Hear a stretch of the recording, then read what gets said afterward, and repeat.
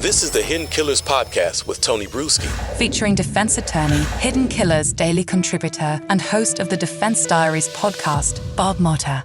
Ruby Frank and Jodi Hildebrandt, the prominent YouTube personalities. Ruby from 8 Passengers, her business partner Jodi Hildebrandt, arrested following that distressing 911 call from a neighbor in which a 12-year-old boy, one of Rudy's children, emaciated, covered in wounds, showed up at the neighbor's door, wrists and ankles bound in duct tape. He managed to escape from Hildebrandt's home where Ruby was spending the summer with the kids. This one, I don't know if it should shock me or not, but it kind of does, considering the following that she had. I know there's a lot of weirdness that goes along with some of these religious beliefs and some of the extremes that they will go to. I mean, take a look at the Duggars. They were not LDS. They were their own thing. Lori Vallow in the LDS. There's been several in this last year that have been LDS. But what is going on here? How do we go from this mommy blogger who seemed like a strict parent, kind of, I would almost call it old school parenting. There wasn't any true solid beating of a children or duct taping them on camera or even really talking about that. How do we go from that to this? Evidence. Yeah. You know, when the kid outcries, when the kids start coming forward and it becomes apparent that, you know, they were going too far, you know, because look, in terms of raising our kids, you know, I think that we all have different approaches. I think that there are parents that still abide by, you know, spare the rod, spoil the child type of mindset, you know, a long way from like when I was growing up, you know, and you know, and I think kind of the early things that were going on with her in terms of like when they had the YouTube, like, and it was huge. Yeah. Like she got a lot of pushback with like the sandwich thing. Like sure. When her 6-year-old, it was her own responsibility to make her own lunch. And then one day she forgot and, you know, she blasted it out on one of the episodes on streaming, and the whole, you know, like all kinds of people were upset. Like, oh my God, this woman's saying like she wants her 6-year-old to starve. She like doesn't want her to get food when she's at school. You know, and it's like, I get from that perspective, you know, she's trying to teach her kids lessons and you have responsibilities. And, you know, if they don't feel it a little bit, how are they going to learn from it?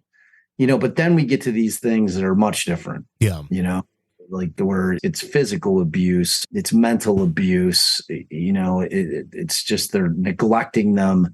And, you know, my bigger question is like, so these kids are old. You know what I mean? It's like these aren't like toddlers running around. So I just try to think if I was trying to pull any of that kind of stuff with my 17-year-old, she'd like punch me, you know. There is the one. There's a 20-year-old that responded online on social media with the words "finally" and a picture of her mother being arrested. She claims that she's been calling CPS for years, and others have.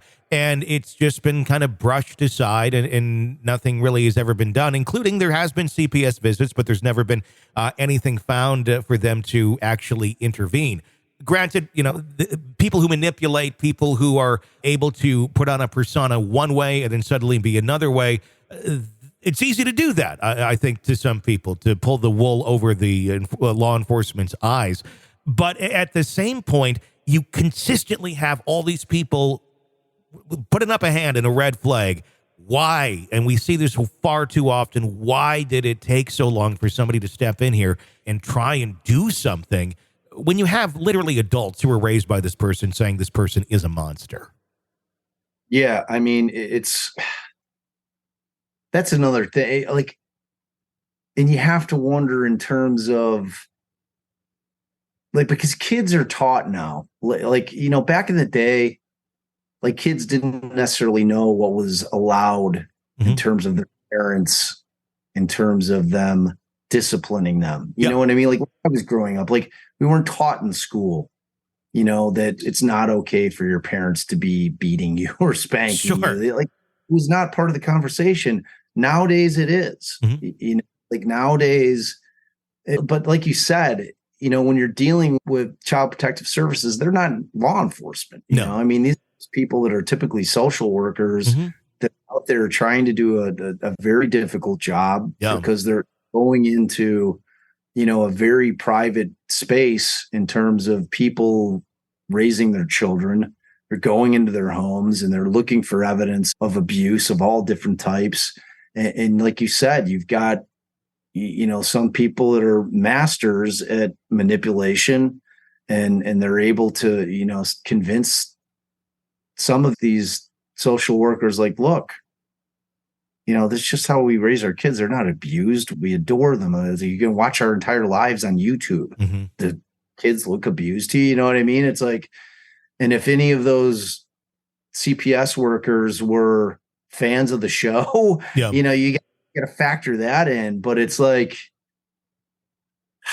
I don't know. It reminds me of, I've been following and kind of working on this story with this gal, Lucy Studi, who after 40 years had claimed, like she came to Newsweek and said, oh, my father is a serial killer, 50 to 70 women.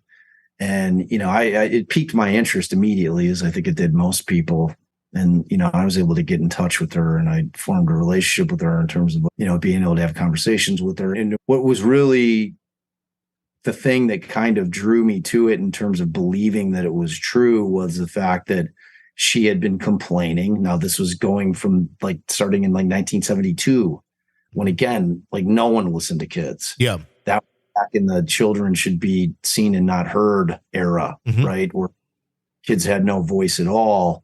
And, so when I heard that she had been complaining to people for 40 years, and everyone was just saying, oh, she has an active imagination and patting her on the head, or she's a little touched in the head.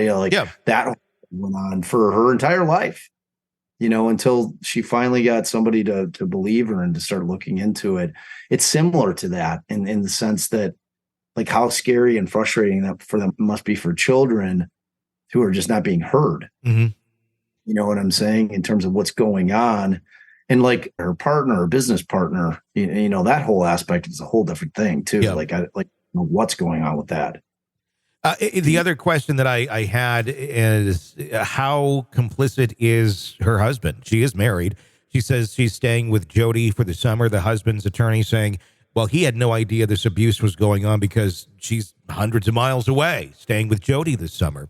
Maybe that's true, but they were together for quite some time, and it's hard to believe that this was just happening in a vacuum suddenly when she's hanging out with Jodi. Could be true, but I do wonder how much he was either just complicit in it or also a victim of her own abuse, and, in that way didn't stand up and allowed mom to do really whatever she wanted to do because he didn't want to deal with mom and saying no to her. Yeah, I mean, it's an interesting question. And fortunately, in this particular circumstance, we're going to get the answers because there's a bunch of kids. Yeah. They're going to tell us exactly what was going on with dad. So if he's at this point kind of in the clear, that doesn't necessarily mean, because I think we talked about this. I can't remember if we talked about this case, but ultimately what's going to happen if it hasn't happened already is all these kids have been through what they call CAC interviews or child advocacy center interviews. And that's not necessarily where law enforcement is interviewing them all, but they have investigators that are either law enforcement or law enforcement adjacent interviewing all these kids, and they're getting all the details that the kids are willing to give them. You know what I mean? So if he was complicit, I mean, he's going to go down unless the kids are in a kind of a protective mode of dad, that would be the only circumstance where they're well, we don't want both of our parents in prison and mom worse than dad. So pick one. It's it's a distinct possibility because, the kids are talking about what's going on, obviously. Yeah. But we'll have the opportunity to find out what was going on in that house as the case progresses for certain. Because that's one of the things about a case like this is that we do have very much eyewitnesses as to exactly what was going on in that house and for how long and by whom. Yep. So if it's a secret, it's not going to stay a secret for long. You're consuming the Hidden Killers podcast. Want more? Start binging on all of our true crime podcasts right now through Apple Podcasts and get an ad-free experience when you sign up to be a True Crime Today Premium Plus member exclusively on Apple Podcasts. More of the Hidden Killers podcast dropping soon. Press subscribe now.